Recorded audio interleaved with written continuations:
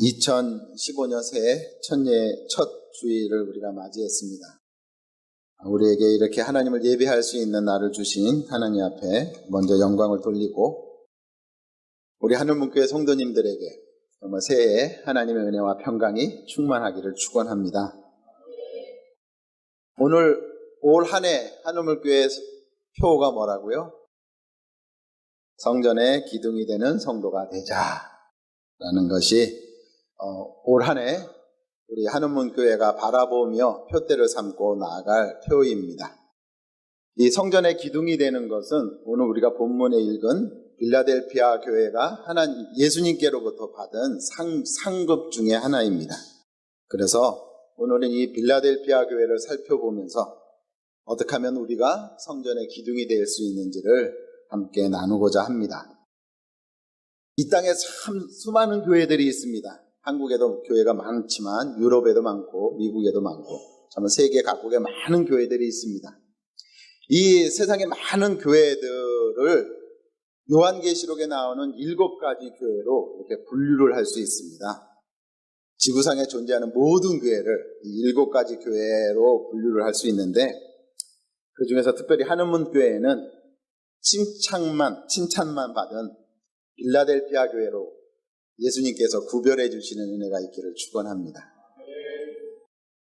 그러면 하늘문교회가 빌라델피아 교회가 되려면 어떻게 해야 하는가? 이 본문을 이제 차근차근히 좀 살펴보면서 우리가 좀 함께 묵상하고자 합니다. 7절 말씀을 읽을 때 빌라델피아 교회 되시는 하늘문교회로 바꿔서 한번 읽었으면 좋겠습니다.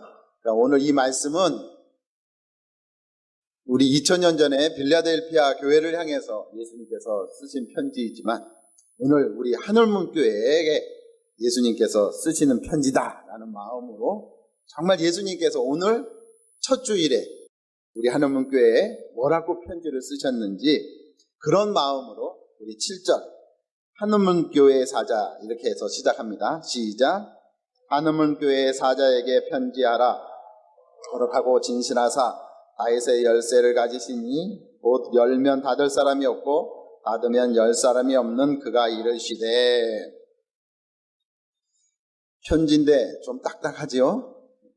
예수님의 러브레터인데 좀 말랑말랑 해야 되는데 좀 딱딱하게 이렇게 시작을 합니다. 제 설교처럼.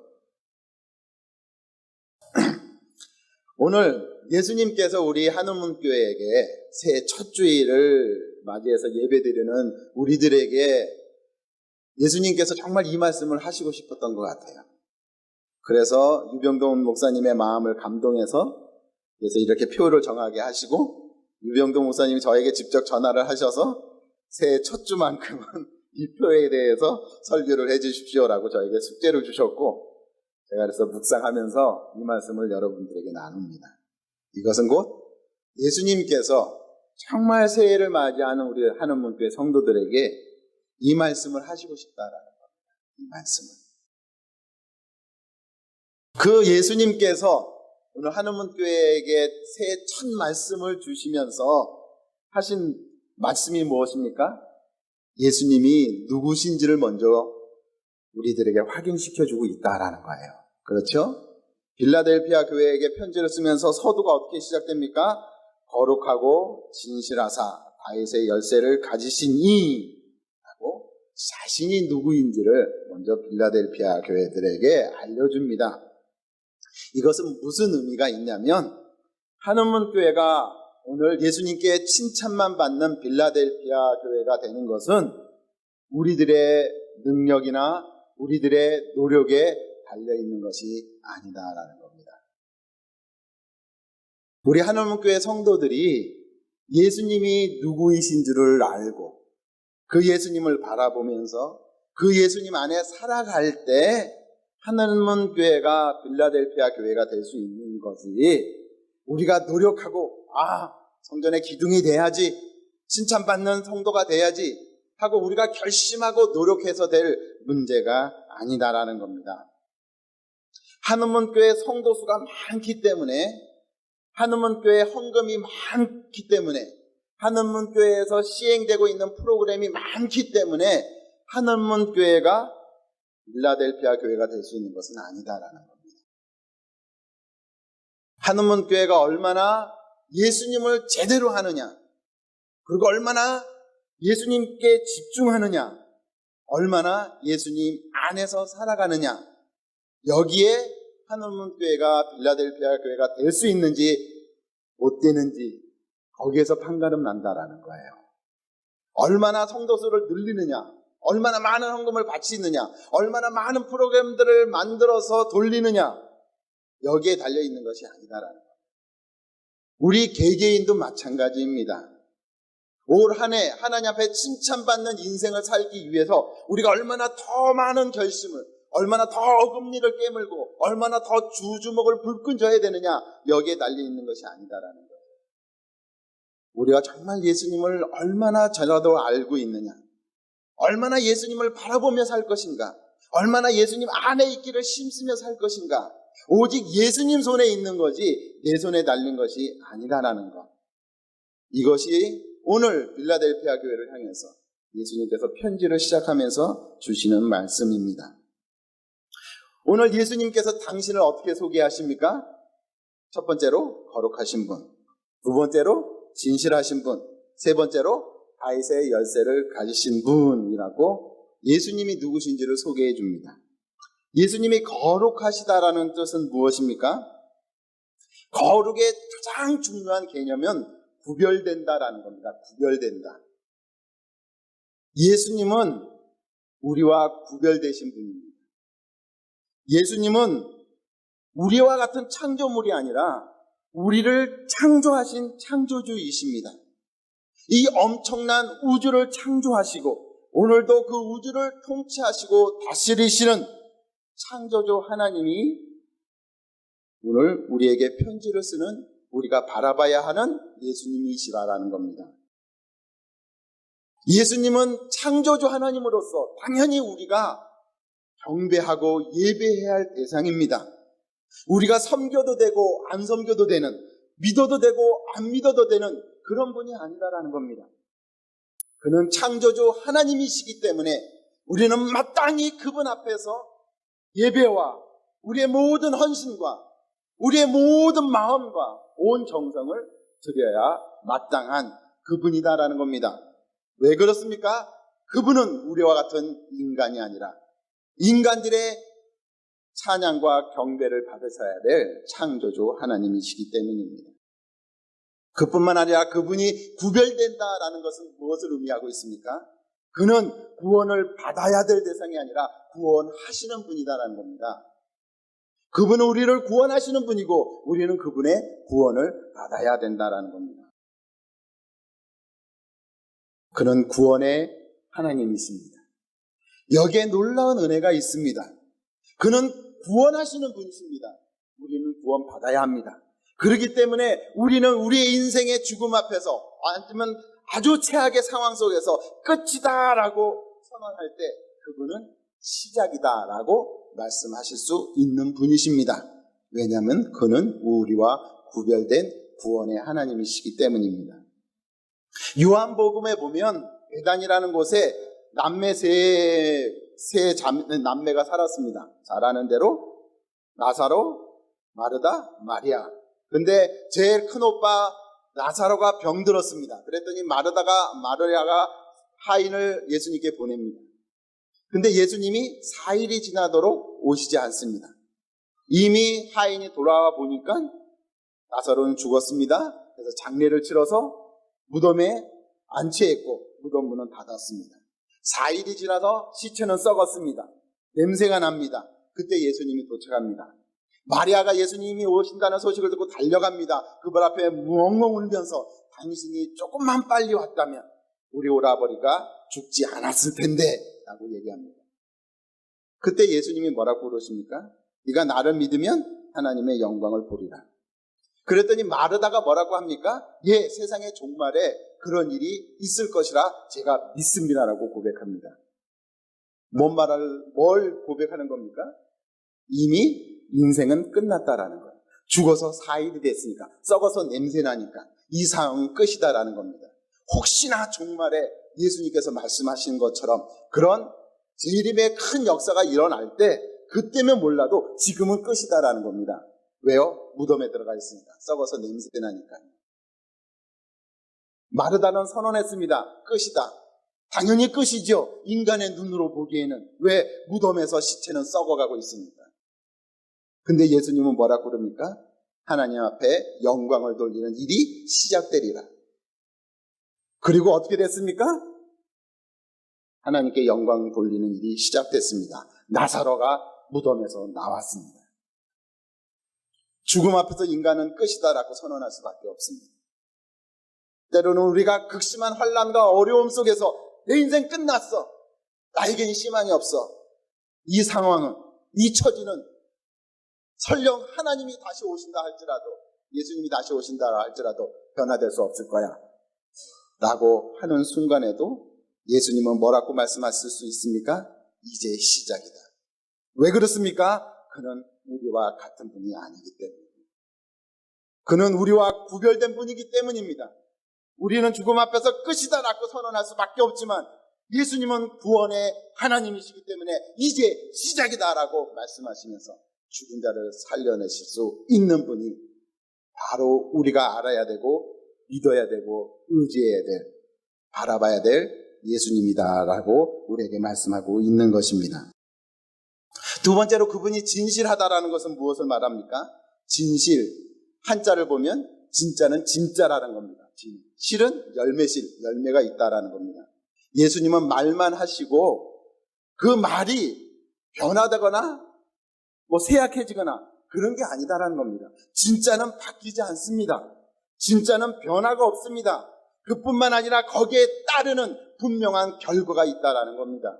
예수님이 진실하신 분이라는 것은 그 말은 변하지 않는다라는 겁니다. 그것은 말로만 끝나지 않는다는 것입니다. 그렇기 때문에 늘 제가 강조하지 않습니까? 예수님의 말씀은 우리의 현실이며 우리의 역사와 우리의 인생이 될 것이다라는 것. 왜 그렇습니까? 예수님은 진실하신 분이기 때문입니다.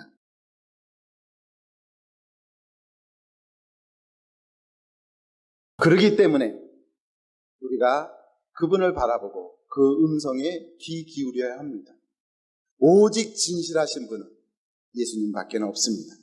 그는 우리와 동행하시면서 우리가 마음에 안 들다고 떠나가시는 분이 아니다라는 겁니다. 그는 변화가 없으십니다. 그가 우리를 사랑함에 있어서 그 사랑은 결코 약해지지 않습니다. 우리가 어떤 처지에 있든지. 왜냐하면 그분은 진실을 할 수밖에 없는 진실 그 자체이신 분이기 때문입니다. 그래서 우리는 그분을 믿고 신뢰할 수 있습니다. 세 번째로 그는 다윗의 열쇠를 가지신 분이십니다. 다윗의 열쇠를 가졌다는 것 때문에 이 구절을 가장 많이 오해하는 구절입니다. 다윗의 열쇠를 가졌다. 그래서 흔히들 이 다윗의 열쇠를 물질의 열쇠, 성공의 열쇠, 건강의 열쇠 등등등 이 세상의 열쇠로 해석을 합니다. 그래서 예수님께서 다윗의 열쇠를 줬습니다. 여러분의 물질의 문을 열어줄 수 있습니다.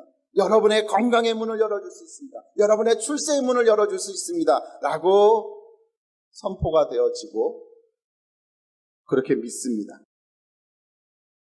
그러나 다윗의 열쇠는 결코 이 세상의 열쇠를 의미하지 않습니다.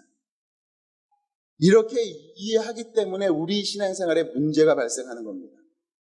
왜냐하면 그렇게 이해를 하니까 우리가 예수님을 바라볼 때 예배하고 경배하는 것이 아니라 이용하려고 들은 거예요. 예수님 손에 내가 필요한 열쇠가 들려 있습니다.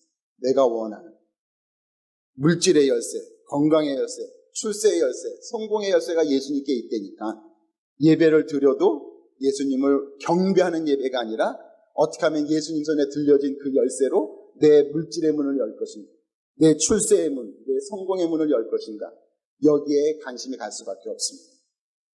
말씀을 그렇게 이해를 하면 여기에 문제가 있는 거예요.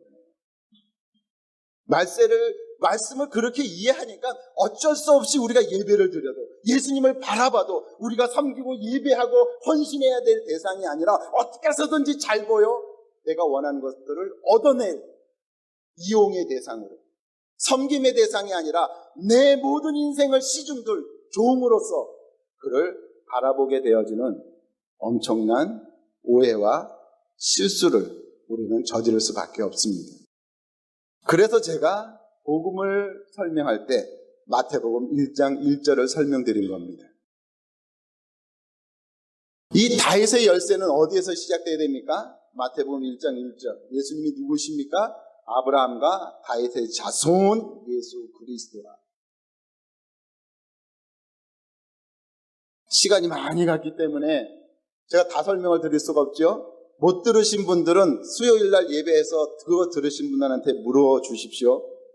짧게만 요약을 하겠습니다. 다윗이 누구입니까? 하나님 마음에 합한 자입니다. 하나님은 당신의 마음에 합하기 때문에 뭐 했습니까? 당신의 뜻을 다 이루었습니다. 하나님이 다윗을 통해서 다 이룬 것이 뭐라고 그랬습니까? 하나님의 나라를 바라보는 경건한 이스라엘 백성들이 도대체 하나님의 나라는 어떠인가?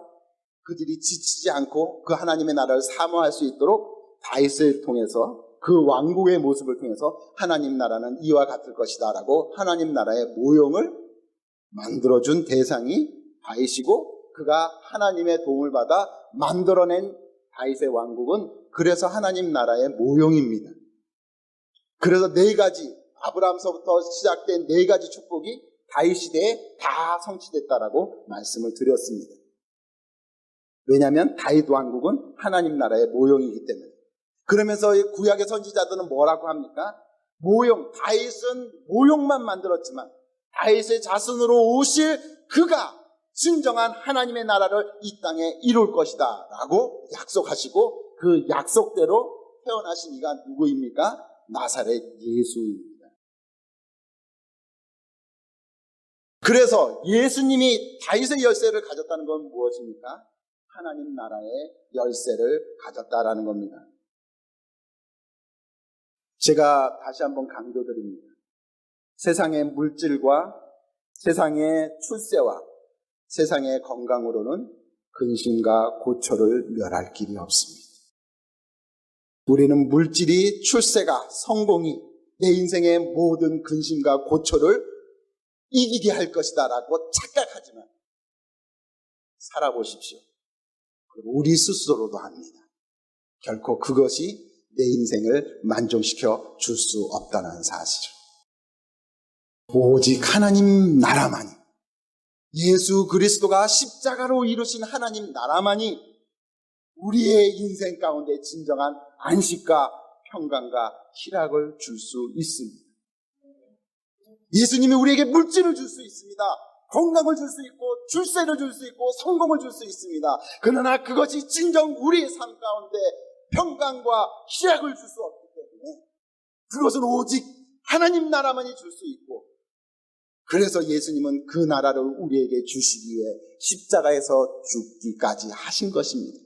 그리고 예수님이 정말 우리에게 주고 싶은 것은 단순한 물질이 아니라 단순한 성공이 아니라 이 하나님의 나라를 우리에게 주고 싶어 하는 것입니다.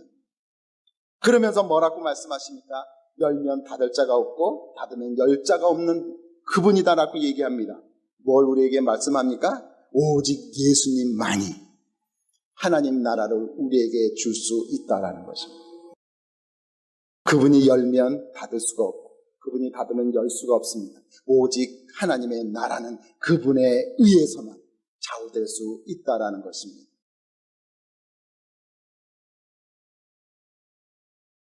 시간 좀 보고 8절 말씀을 보겠습니다. 8절 말씀. 8절 말씀 우리 함께 읽어볼까요? 시작. 볼지어다 내가 내 앞에 열린 문을 두었으되 능히 닫을 사람이 없으리라. 내가 내 행위를 아노니 내가 작은 능력을 가지고도 내 말을 지키며 내 이름을 배반하지 아니하였도다. 오늘 이 예수님께서 거룩하고 진실하시고 다윗의 열쇠를 가지신 이 예수님께서 오늘 한음문 교회 앞에 열린 문을 두었다라고 말씀하십니다. 이 문이라는 것은 무엇입니까? 열쇠를 세상의 열쇠로 착각을 하면 이 문도 여전히 세상의 문으로 착각을 합니다. 성공의 문, 물질의 문, 출세의 문. 그래서 열린 문의 축복이 있을지어다 라고 외치면 뭘 기대합니까? 아, 이제 축복의 문이 열리겠구나. 아, 물질의 문이 열리겠구나. 아, 출세의 문이 열리겠구나. 이러니까 진작 받아야 될 축복은 못 받고 정말 위험한 축복을 받게 됩니다. 성경에서 문은 전쟁 용어입니다. 전쟁 용어. 옛날에 전쟁의 승패는 어디에 달려 있냐면 성문을 여느냐 못 여느냐에 달려 있습니다. 공격하는 자들이 성문을 열어 젖히면 그것은 뭐의 상징이냐면 승리의 상징입니다. 성문이 열어젖혔다라고 하면 그때서부터 성 안에 있는 모든 자들은 포로입니다. 그 안에 있는 모든 물건들은 다 전리품이 됩니다. 그래서 성문을 여는 거에 옛날 전쟁의 승패가 달렸습니다. 열렸다. 문이 열렸다는 건 무엇입니까? 승리가 주어졌다라는 겁니다. 그 안에 이제 모든 것이 공격하는 자들의 것이라는 것입니다. 그러니까 한원문교회 앞에 하나님께서 열린 문을 두었다는 것은 무엇입니까? 무슨 문이 열렸습니까? 하나님 나라의 문이 열렸습니다. 예수님께서 말씀하신 것처럼 천국은 침노하는 자들의 것이 될 것이다라고 말씀하셨죠. 오늘 그 하나님의 나라에 들어가서 그 하나님의 나라의 복을 진정으로 체험하며 이 땅을 살고 싶어 하는 사람들, 그 사람들 앞에 하나님이 천국문을 열어놨다는 것입니다. 이제 하나님의 나라는 결코 우리의 삶과 무관하지 않다는 것입니다. 하나님 나라 안에 있는 모든 것을 내가 이 땅에 살면서 이제 전리품으로 누릴 수 있다는 것입니다. 그게 열린 문의 진정한 의미입니다. 빌라델피아라는 도시는 그 당시에 작은 아테네라고 불리어졌습니다. 마게도냐 지방의 아테네라는 성경에 아덴이라고 번역되는 아테네라는 도시가 있습니다. 아테네는 그 당시 헬라문의 중심 지역입니다.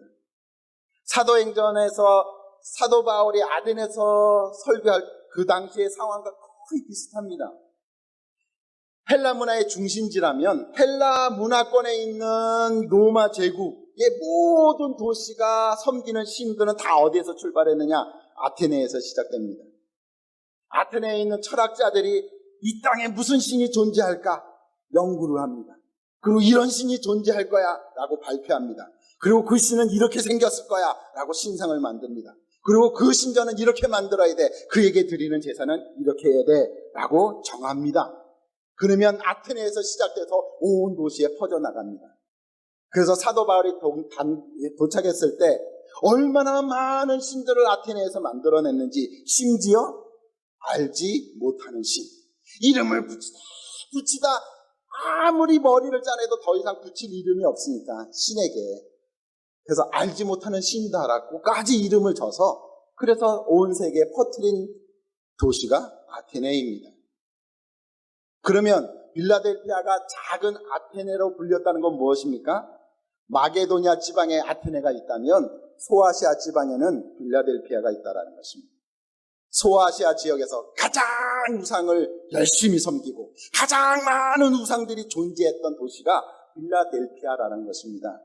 그러니까 도시의 시민들은 우상 섬기는 데 열심히 있고 종교심이 특심했다는 것을 알 수 있습니다. 그러니까 그 모든 우상 숭배를 거절하는 그리스도인들에 대해서는 어떻게 하겠습니까? 핍박하고 몰아내겠죠. 빌라델피아 교회 성도들은 이런 환경 속에서 살았습니다. 온통 보이는 것이 우상 단지들이었습니다. 온통 이웃들은 다 그 우상들을 섬기는 사람들이었습니다. 그래서 핍박도 많았고 그래서 환난도 많았습니다. 그럼에도 불구하고 예수님은 그들 앞에 무엇을 열어놨습니까? 하나님 나라의 열린 문을 놓아두었습니다. 그들은 그런 열악한 환경 속에서, 신앙생활하기 아주 안 좋은 환경 속에서, 핍박과 고난 속에서 살았지만 그들의 삶은 어땠다는 것입니까? 하나님 나라가 있었다라는 것입니다. 왜? 그들 앞에 하나님 나라는 닫힌 문이 아니라 열린 문이었기 때문입니다.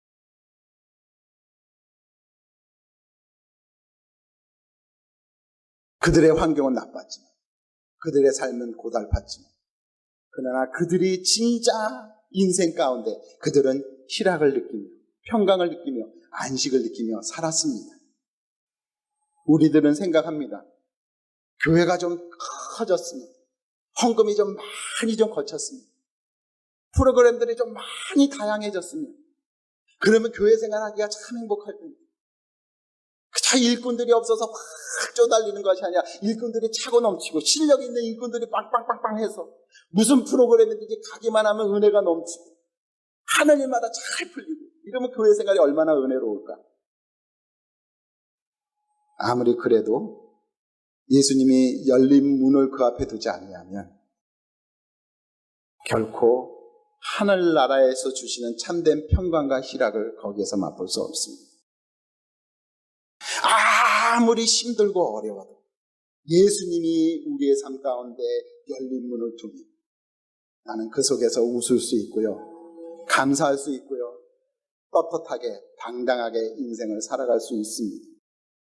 환경이 어떠냐가 문제가 아니라 내 앞에 열린 문이 있느냐가 중요하다라고 우리에게 말씀해 주고 있습니다. 그래서 제가 오늘 첫 주니까 믿음으로 선포하겠습니다.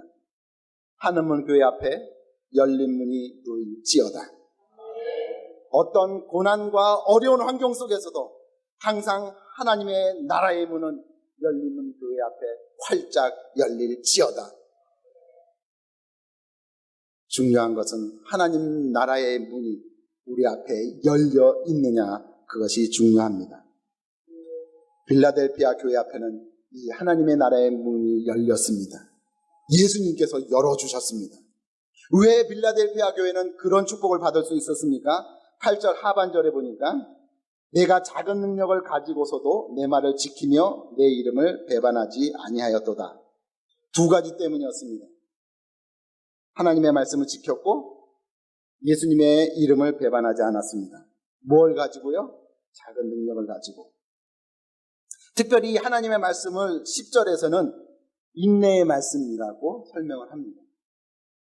무엇을 우리에게 알려주고 있습니까? 빌라델피아 교회 성도들이 하나님의 말씀을 지킨다고 해서 그들이 고난스러운 삶의 모습들이, 그들이 바라보고 있는 이 나쁜 우상숭배에 찌들려 있는 도시의 환경이 바뀌지 않았다라는 것입니다. 인내가 언제 필요합니까? 내 생각대로 안 될 때, 내 기대대로 안 될 때 필요한 것이 인내 아닙니까? 빌라델피아 교회 성도들이 하나님의 말씀을 열심히 예수님만을 바라보며 신앙생활 했다고 해서 빌라델피아 도시가 바뀐 것이 없고 그들에게 임하는 핍박이 작아지지 않았다라는 것입니다. 그럼에도 불구하고 그들은 예수님의 말씀을 지켰습니다. 특별히 어떻게 해요? 작은 능력을 가지고도. 이 작은 능력이 무엇이냐?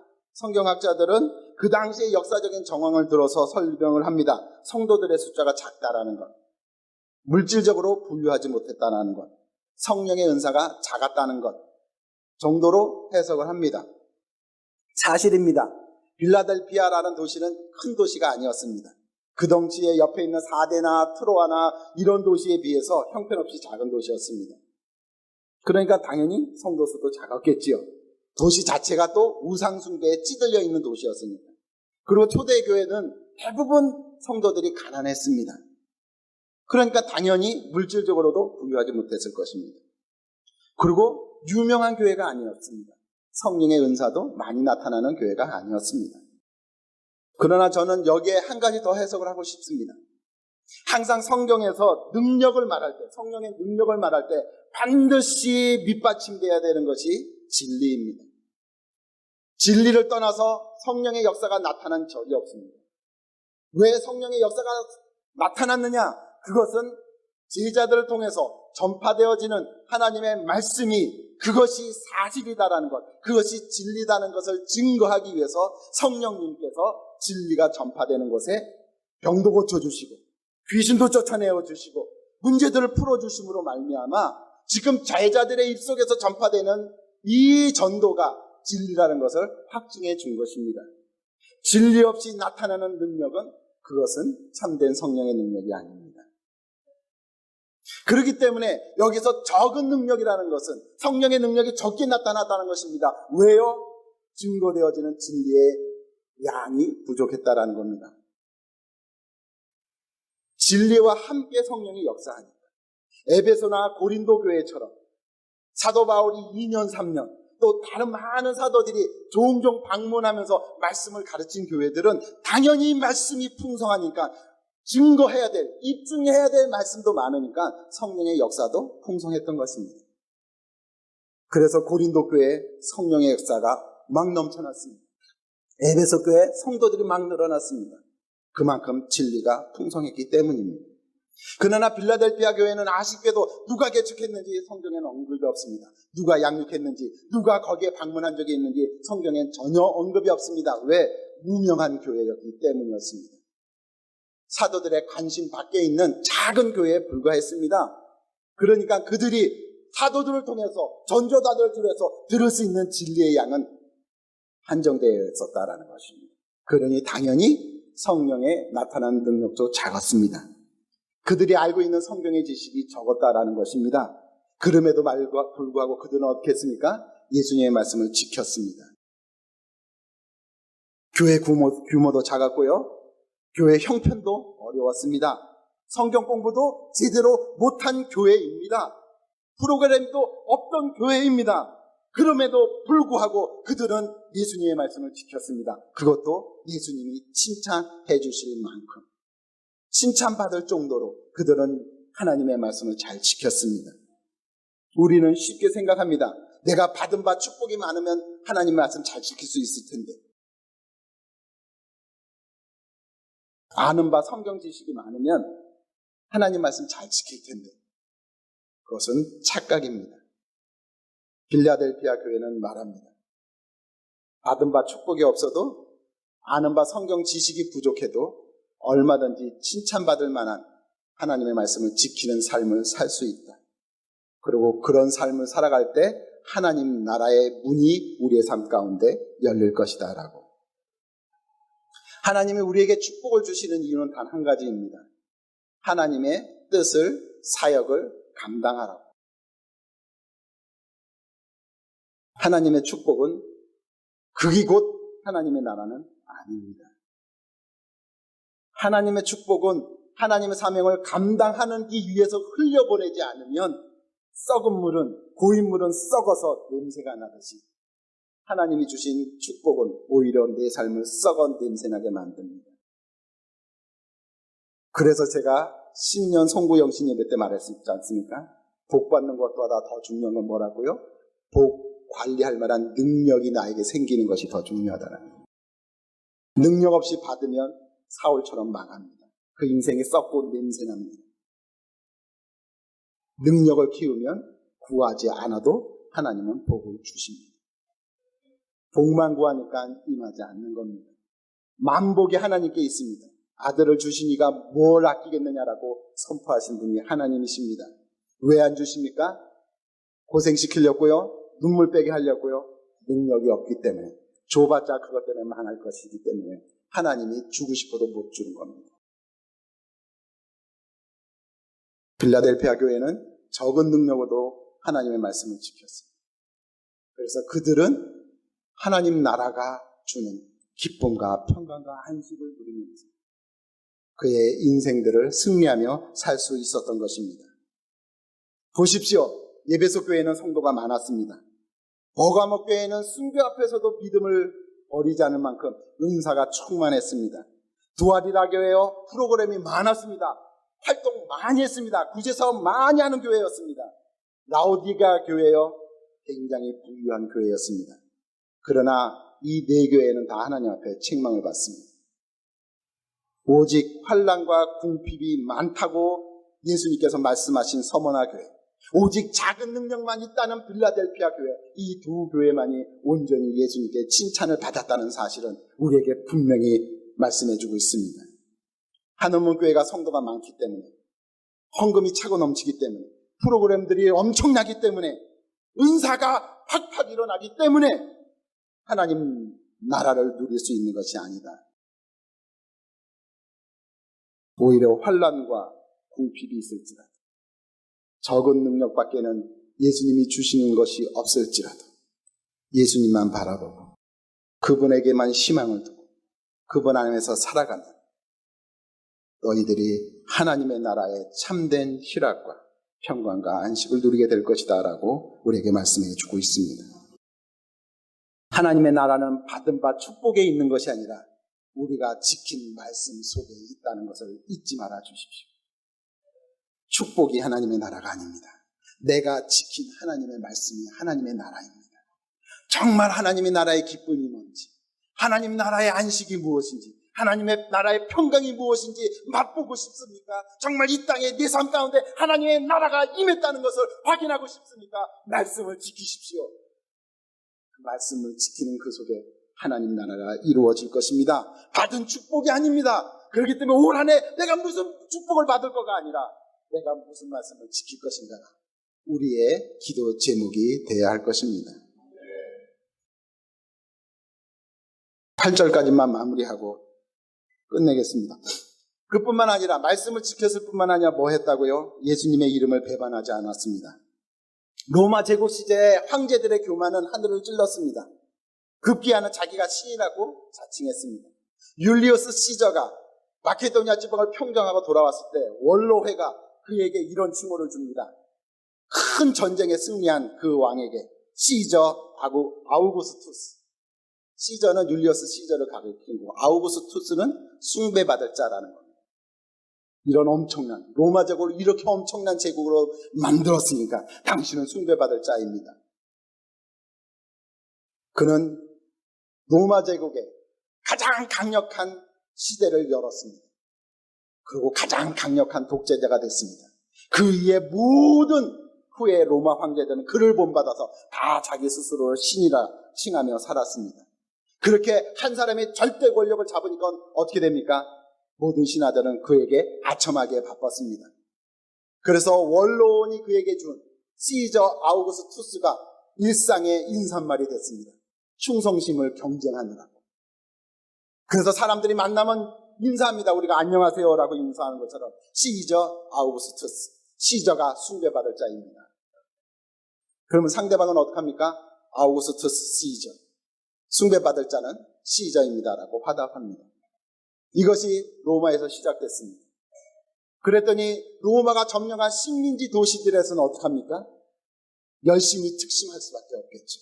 우리가 더 충성심이 세. 우리 도시가 더 황제에게 충성심이 강해. 그래서 더 심각하게 매일매일 만날 때마다 수도 없이 자기가 로마 황제의 제일 충성스러운 그런 사람인 양 나타내기 위해서 큰 소리로 네가 그만큼 그 소리로 해서 나는 더 크게, 네가 그렇게 고함 쳐서 더 큰 고함으로 온 사람들이 들으라고 시저 아우구스투스라고 외쳤습니다. 그럼 더 큰 소리로 화답해야 합니다. 왜냐? 그것이 충성심을 가름하는 거니까. 만약에 그 인사를 안 하면 어떻게 됩니까? 시저에게 반감이 있다는 것입니다. 로마 제국의 반역자라는 것입니다. 그러나 빌라델피아 교회인들은 그 인사를 할 수 없었습니다. 그 인사를 안 하면 어떻게 된다고요? 반역자로 낙인 찍힙니다. 한두 번이야 봐주겠죠. 서너 번 만날 때마다 저 인간 그렇게 인사 안 해? 충성심 없어? 이상한데? 근데 그런 이들이 모여서 예배를 드립니다. 어떻게 됩니까? 민고가 들어갔죠. 반역자들이 모여서 작당한다. 그래서 예배 드릴 때마다 로마 군인들이 습격합니다. 반역죄로 그들을 잡아갑니다. 고문합니다. 뭐든 뭐 했어. 음모한 거 없습니다. 우리는 그저 예수님을 왕으로 높였을 뿐입니다. 뭐야? 예수가 왕이? 황제가 왕인데? 그들은 고문을 당했고 옥에 갇혔고 재산을 빼앗겼습니다. 그럼에도 불구하고 오늘 뭐라고 말씀합니까? 그들은 내 이름을 배반하지 않았다라고 얘기합니다. 우리 일제시대에 신사 참배할 때 뭐라고 그럽니까? 마음속으로 예수 믿으면 됐지. 그건 뭐 신사에게 절한다고. 예수 이름 부르며 절하면 되는 거 아니야. 그래서 대부분의 한국교회는 신사 참배했습니다. 동일하게 얘기할 수 있습니다. 빌라델피아 교인들이 시저 아우구스투스라고 인사한다고 그들 지옥 가지 않습니다. 왜? 그들은 예수가 그리스도인 것을 믿고 있기 때문입니다. 그러나 그들은 그렇게 인사할 수 없었습니다. 그것 때문에 옥에 끌려가고 고문당하고 자기의 재산을 빼앗기고 그 도시에 추방되는 그런 엄청난 고난이 그들에게 주어짐에도 불구하고 그 인사말이 뭐라고? 그 인사말 하길 수가 없어서 그들은 그런 고난을 당했습니다. 왜요? 숭배받을 자는 오직 예수 이름에만 돌려줄 수 있는 명칭이었기 때문입니다. 내가 사랑하고 날 구원해 주시고 나에게 하나님의 나라를 이루어 주신 그 예수님의 이름을 그렇게 더럽히고 싶지 않았습니다.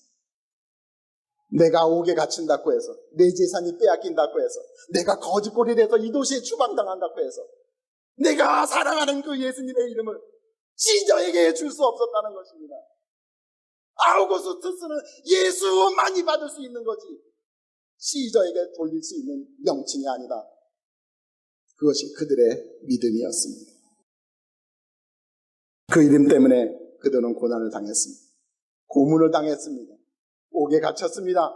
모든 재산을 빼앗기고 거지처럼 그 도시에 추방당했습니다. 그럼에도 불구하고 그들은 결코 예수만이 아우구스투스라고 고백하며 살았습니다.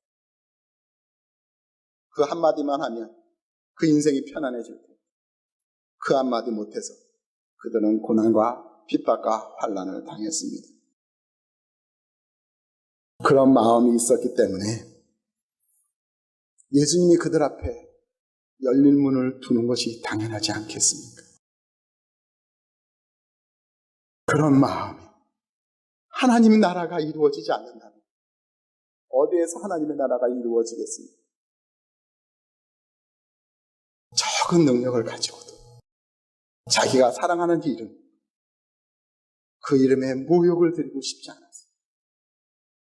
그들은 고난의 옥에 줄거이 들어갔습니다. 그 모진 고문을 묵묵히 참아냈습니다. 왜요? 예수님은 나를 위해서 더 많은 고난을 당하신 것을 알기, 더 많은 고문을 당하신 것을 알기.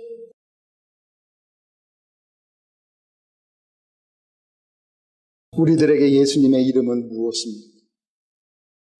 빌라델피아 교인들에게 예수님의 이름은 고난이었습니다. 옥이었습니다.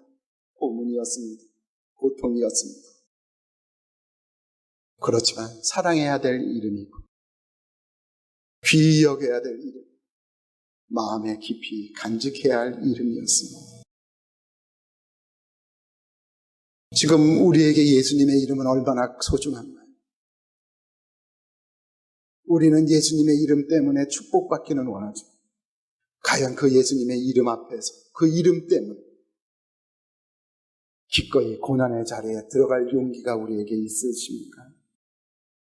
예수 이름 때문에 나에게 정말 말도 안 되는 고난이 찾아온다고 기꺼이 그 고난을 감당할 만한 그렇게 예수의 이름을 사랑하며 소중히 여기며 살아가고 있습니까? 그런 사람만이 성전의 기둥이 될 수 있습니다. 빌라델피아 성도들은 그런 성도였기 때문에 예수님께서 내가 너를 성전의 기둥이 되게 하겠다라고 약속해 주신 것입니다. 그런 사람만이 고난 많은 세상에 살지만 하나님의 나라를 누리면서 살 수 있는 것입니다. 여러분에게 예수님의 이름은 어떤 이름입니까? 목숨을 바쳐서라도 사랑해야 될 그런 이름으로 우리에게 존재하고 있습니까? 기도하겠습니다.